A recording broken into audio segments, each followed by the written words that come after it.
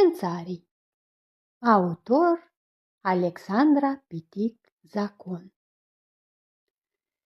În pădurea de arțari se întâlnise doi țânțari. Unul strigă în gura mare: "Am rămas fără mâncare, nimeni nu vine în pădure, după flori și după mure."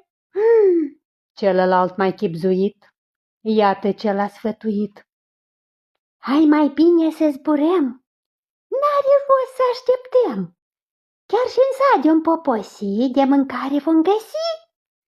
Noaptea copilașii doar, îi vom înțepa în somn."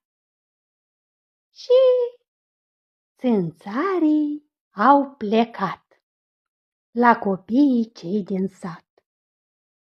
Lângă un geam când s-au oprit, de spaimă au înlemnit.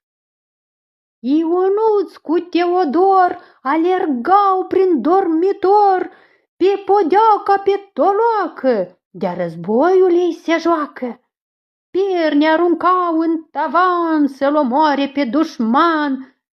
Se întrebaseră țânțarii: "Oare cine or fi dușmanii?" Și-au înțeles pe dată ce mai soartă îi așteaptă. S-au întors cei doi țânțari în pădurea de arțari. Pădurarul au așteptat și pe el l-au înțepat.